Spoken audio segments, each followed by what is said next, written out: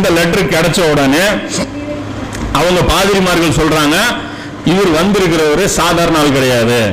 இந்த பைபிள் ஒரு வாக்குறுதி இருக்குல்ல, இஸ்மாயிலின் சந்ததிக்கு, அந்த இஸ்மாயிலுடைய சந்ததியிலிருந்து ஒருத்தர் நம்ம கடிதம் போட்டிருக்காரு, அந்த வாக்குறுதி நிறைவேறிடுச்சு, இவர் கண்டிப்பா அல்லாஹ்வுடைய தூதரா இருப்பாரோன்னு நம்ம சந்தேகப்படுறோம் அப்படின்னு சொல்லிட்டு என்ன பண்றாங்க, ஒரு மசூரா பெரிய அளவுல ஏற்பாடு பண்றாங்க. 1,00,000 பேரையும் திரட்டுறாங்க. அறிவிப்பு செய்யுங்க, எல்லா பகுதியில் இருக்கக்கூடிய ராணுவ வீரர்களையும் கூப்பிட்டுங்க, எல்லா தலைவர்களையும் கூப்பிடுங்கன்னு சொல்லி அறிவிப்பு செய்யறாங்க. பெரிய அளவுல அறிவிப்பு செஞ்ச உடனே எல்லாரும் ஒன்று கூடுறாங்க. ஒன்று கூடி தான் பேசுறாங்க. பேசும்போது சொல்றாங்க, இவரை எதிர்க்கிறதுல அர்த்தம் இல்ல, ஏன்னா இவரை ஜெயிக்க முடியாது, இவர் உண்மையிலே அல்லாஹ்வுடைய தூதராக இருப்பாரோன்னு சந்தேகமா இருக்கு, நாம வேணா போய் பேசி கன்ஃபார்ம் பண்ணிக்கலாம் போது என்ன பண்றாங்க, சில பாதிரிமார்களை அனுப்புறாங்க.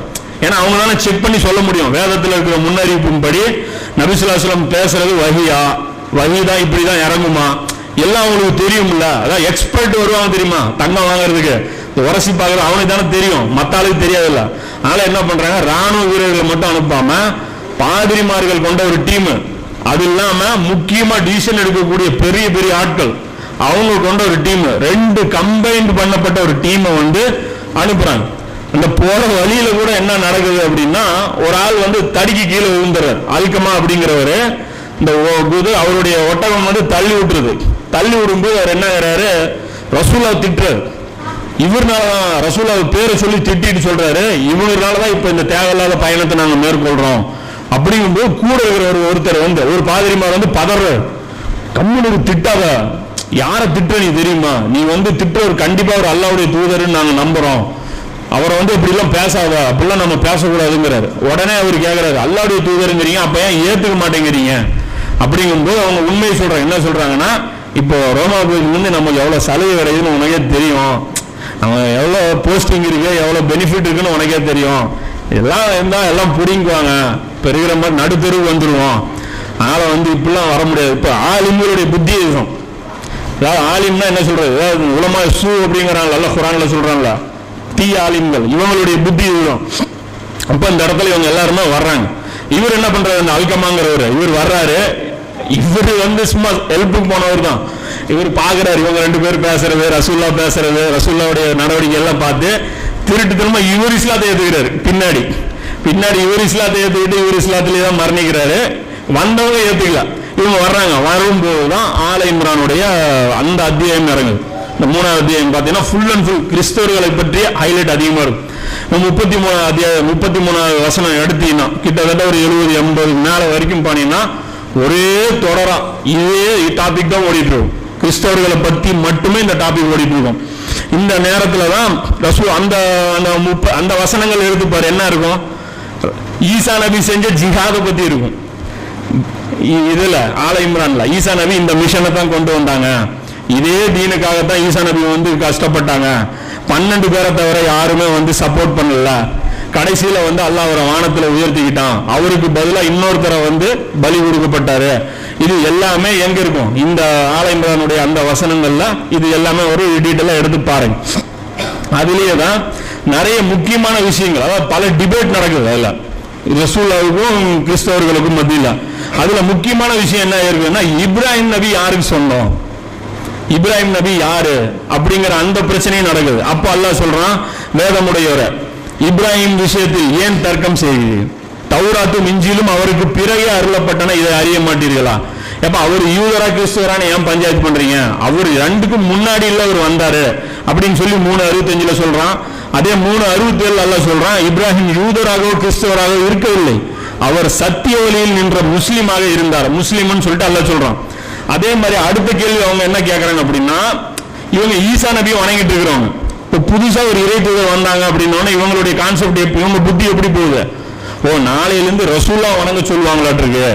அப்ப அவங்க கேட்கறாங்க, அந்த பாதிரிமார் ஒரு ஆள் கேட்கிறாரு, அப்போ நாளையிலிருந்து உங்களை வணங்குறதா, அதாவது ஈசா நபியுடைய சிலுவை அவருடைய படத்தெல்லாம் தள்ளி வச்சுட்டு உங்களை வழிபடுறதா அப்படிங்கும் போது அல்லாஹ் சொல்றான் 3:79 ஒரு மனிதருக்கு அல்லாஹ் வேதத்தையும் ஞானத்தையும் கொடுத்து நபித்துவத்தையும் கொடுத்த பின்னர் அவர் அல்லாஹ்வை விட்டு எனக்கு அடிமையாகி விடுங்கள் என்று கூறுவது அவருக்கு அனுமதிக்கப்பட்டதல்ல.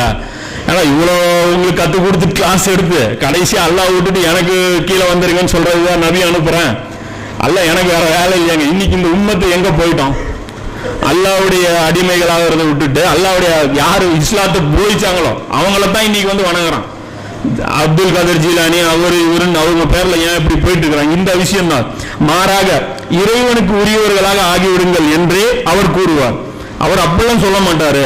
அவர் அல்லாஹ் வணங்குன்னு அவர் சொல்லுவாரு. இதைத்தான் நீங்களும் உங்கள் வேதத்தில் ஓதி கொண்டு இருக்கீங்க. அவர் சொல்லிட்டு இங்கேயும் குத்தி காட்டுற ரசூல்லா. என்னமோ ஈசா நபி மட்டும் என்ன அவரை வணங்க சொல்லியா சொன்னாங்க? அந்த வேதத்தில் இதுதான் இருக்கு, நீங்க பண்ணிக்கிட்டீங்க அப்படிங்கிறாங்க. மேலும் அவர் வானவர்களையும் நபிமார்களையும் கடவுள்களாக ஆக்கிக் கொள்ளுங்கள் என்றும் உங்களுக்கு கட்டளையிட மாட்டார். அப்படி அவர் சொல்ல மாட்டார். நீங்கள் முஸ்லிம்களாக ஆகிவிட்ட பின்னர் காஃபிர்களாக ஆகும்படி உங்களுக்கு கட்டளையிடுவாரா? நீங்க முஸ்லீம் ஆனதுக்கு அப்புறம் உங்களுக்கு காஃபிராக சொல்லி ஒரு ஆர்டர் போடுவாரா அப்படின்னு சொல்லி எல்லாம் பேசுறாங்க. இதெல்லாம் அவர் கிளியர் பண்றாங்க. ரசூல்லா என்னை வணங்குறதுக்காக நான் இந்த தீனை கொண்டு வரல, அல்லாஹ்வை வணங்குறது தான். இதைத்தான் ஈசா நபியும் கொண்டு வந்தாங்க அப்படின்னு சொல்லி எல்லாம் புரிய வைக்கிறாங்க. அதுக்கப்புறம் கடைசியா அல்லாஹ் ஒரு வாக்குறுதியும் அவங்களுக்கு வந்து நினைவுபடுத்துறான். இன்னும் நினைவு கூறுங்கள், நபிமார்களிடம் நாம் உறுதிமொழி எடுத்த போது நான் உங்களுக்கு வேதத்தையும் ஞானத்தையும் கொடுத்திருக்கிறேன். பின்னர் உங்களிடம் இருப்பதை உண்மைப்படுத்தும் தூதர் வருவார். அவருக்கு உறுதியாக உதவி செய்வீர்களா? என்னுடைய இந்த உடன்படிக்கையை ஏற்கிறீர்களா என்று கேட்டான். அல்லாஹ் 3:81 இந்த வாக்குறுதி கேட்கிறான். என்னன்னா, நபிமார்களை வச்சு நபி இருக்கும்போது ரசூல் அனுப்புனா ரசூலுக்கு ஹெல்ப் பண்ணுவியான்னு சொல்லி அல்லாஹ் கேட்கறான். அப்ப இவர் யாரு? அல்லாஹ்வுடைய தூதர், ரசூல் இவர். அப்ப ரசூல் வந்தா ஹெல்ப் பண்ணுங்கிறது நான் நபிமார்கள்ட்டே வாக்குறுதி வாங்கியிருக்கேன், நீங்களாம் ஏமாத்துறோம். அப்போ புதுசா ஒரு ரசூல் வந்தா அந்த ரசூல் நாம ஹெல்ப் பண்ணும். இப்ப அதே ஈசா நபி வந்தாங்கன்னா அவர் யாரு? ரசூல். அப்ப ரசூலுக்கு நாம ஹெல்ப் பண்ணி ஆகணும். அல்லாஹ்வுடைய ரசூல்கள் பூமியில இறங்கிட்டாங்கன்னா, ரசூல்கள் உதவி கேட்டுட்டாங்கன்னா நாங்களும் வந்து உதவியாளர்கள் தான். நாங்க அல்லாஹ்வுடைய உதவியாளர்கள், நம்ம சாட்சி சொல்லணும். அப்ப அந்த ஒரு கண்டிஷன் வந்து அல்லாஹ் இந்த இடத்துல, அதாவது யூதர்கள்ட்ட என்ன கோரிக்கை வைக்கிறானோ அதே தானே உங்களுக்கு எனக்கும். அதாவது ஈசா நபியுடைய ஃபாலோவர்ஸ்ட ரசூல்லாவை காமிச்சு கேட்கிறான். இப்ப நாம ரசூல்லாவுடைய ஃபாலோவர்ஸ், நமக்கு ஈசா நபியை காமிச்சு எல்லாம் கேட்பான், இவர் வந்தா உதவி செய்வீங்களா மாட்டீங்களா அப்படின்ட்டு. கண்டிப்பா நம்ம உதவி செய்யணும்.